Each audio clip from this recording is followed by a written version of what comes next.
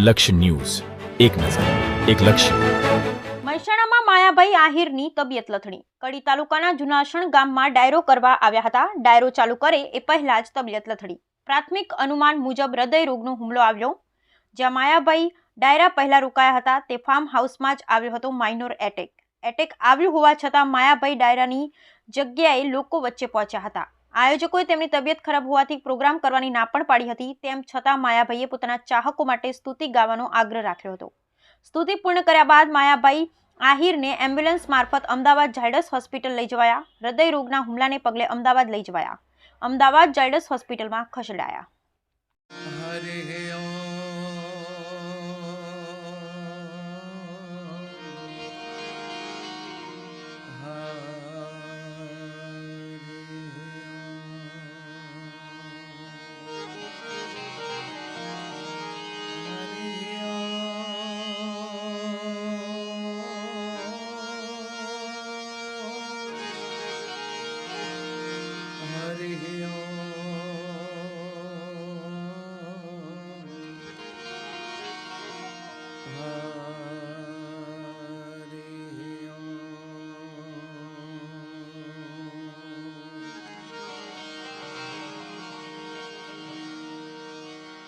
वक्रतुंड महाकाय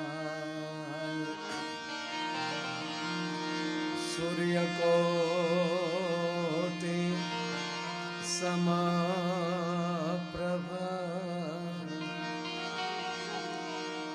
निर्विघ्नं कुरु मे देव. થોડું ધીમું. निर्विघ्नं कुरु मे देव शुभकार्येषु सर्वदा. મારી તબિયત આ જિંદગીમાં પહેલી વાર આવી બગડી છે એટલે હું આપ બધાની માફી માગવા માટે, મારો કોઈ એવો ઈરાદો નથી કે હું અહીંથી અત્યારે નીકળી શકું, પણ આપ બધાને હું ખૂબ ખૂબ દાતાઓને પ્રણામ કરું છું, તમામ વડીલોને પ્રણામ કરું છું. પ્રમ દિવસે સીએમ સાહેબ પધારે ત્યારે પણ બધાએ ભાવથી, એટલે અત્યારે રાસ ગરબા માટે ની વાત છે કે બધાએ રાસ ગરબા રમજો અને તમામ વડીલોને ક્ષમા માગું છું કે આઈ એમ વેરી વેરી સોરી, ક્ષમા કરજો. હલો,